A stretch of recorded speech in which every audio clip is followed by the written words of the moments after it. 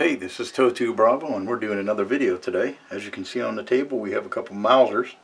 We'll go over those real quick and then we'll focus on the one that is for today's video.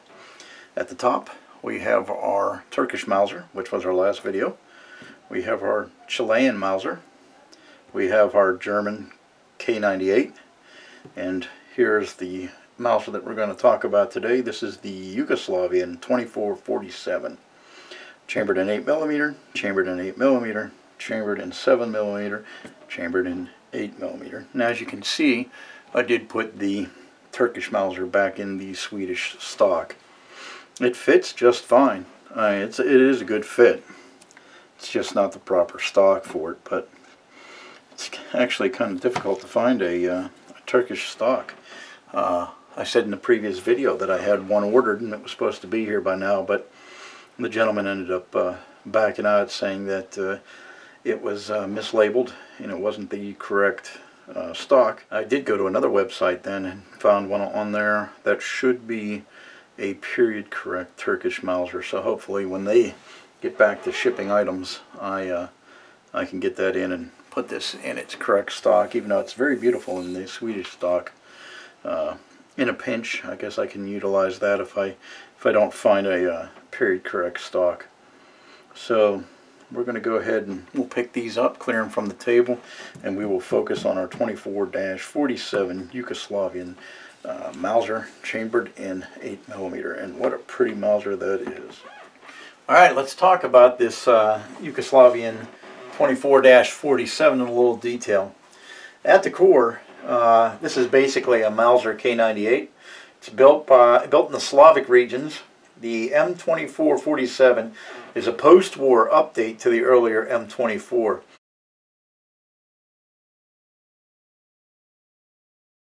It's obviously a Mauser 98 knockoff. It was manufactured at the, and you'll have to excuse me here, the Kragujevac Arsenal in the Kingdom of Serbs, Croats, and Slovenes, later Yugoslavia, and now Serbia, beginning in 1924. Very handsome looking rifle. After World War II, many of the existing M24s were rebuilt with new 23.4-inch barrels and stocks, walnut, teak, and other available hardwoods. Since the project kicked off in 1947, you'll see that on the crest. The rebuilds were dubbed 24-47s. A lot of these rifles were turned out at the Kragujevac Arsenal, now renamed Zastava. Many of us are very familiar with the Zastava. Continuing in the early 50s, however, as the newer standard issue Mauser M48 became readily available, most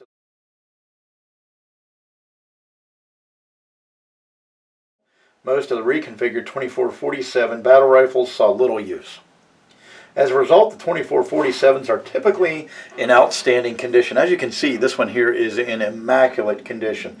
This thing here is in perfect condition, actually. I mean, this doesn't even look like it ever left the arsenal. I mean, there's no pitting, no discoloration. I mean, it is in fantastic condition. The bulk of the 24-47 importation to the United States occurred in the late 1990s and early 2000s, and many are in prime condition. It's worth noting that the Yugoslavian arsenals, prepping the rifles for half a century of storage, applied cosmoline, and with shocking generosity, removing it all effectively can be a monumental task. The safety is a 3-position type.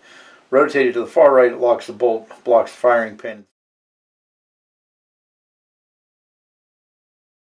In the center position, the bolt may be opened to clear the chamber and unload the rifle, but the firing pin is still blocked.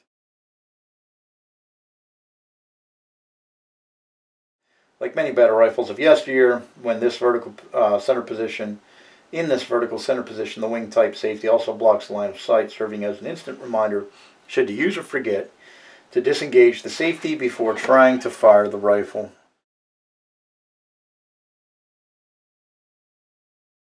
Far left, of course, is the fire position.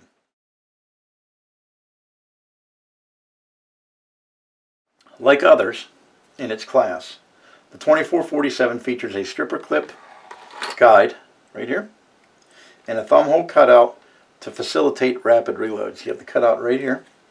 A cleaning rod resides beneath the barrel right here, and the 3/4 length stock is fitted with a heat guard upper half, which we have here, which you notice is the full length of the rifle on the top side.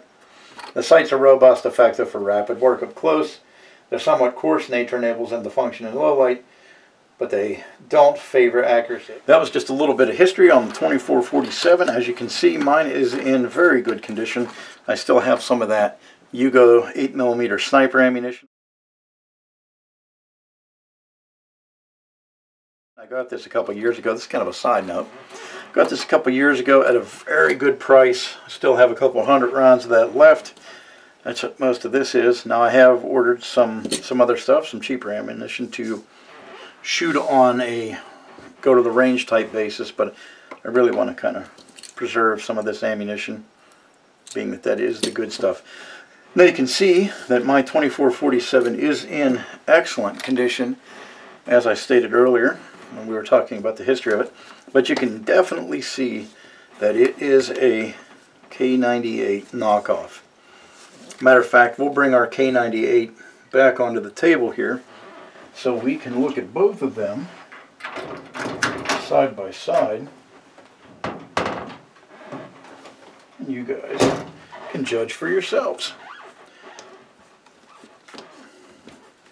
So here is our German K98 and our Yugo 24-47. So you can see the stocks are pretty much the same, minus the cutout here, because we have the straight bolt opposed to the turn down.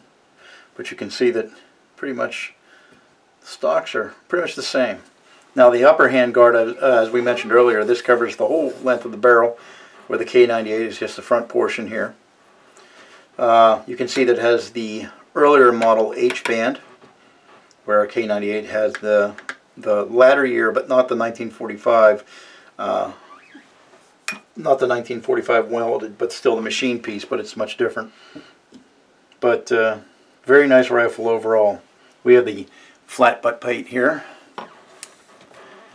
We have the flat butt plate for the stock, opposed to the cupped, which is what we have for our K98.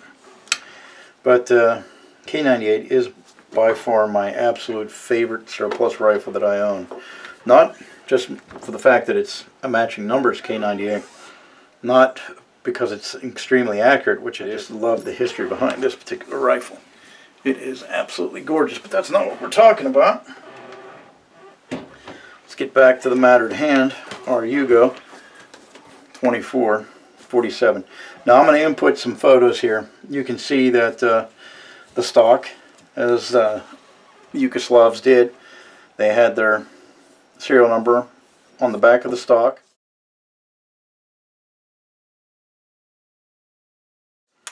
Has the P underneath, close to the trigger guard. And then we'll go over all the serial numbers, and I took photos of those.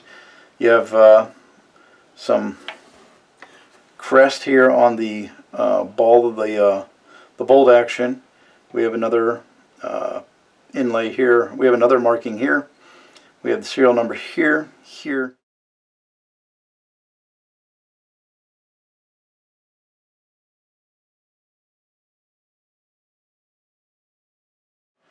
And here.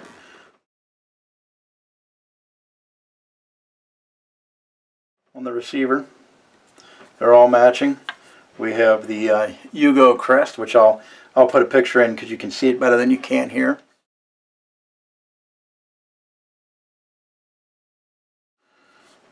We have some other markings here, the 24-47, some Yugo markings here.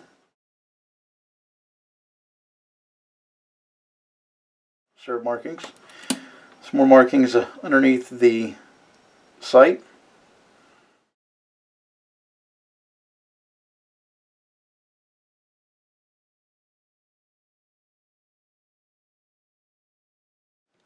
The rear sight. And I think overall, that is all that had markings on it. So we'll insert pictures of all that. This is Toa 2 Bravo. I hope you enjoyed the video on this beautiful rifle here. And until I see you at the range again, thanks for watching.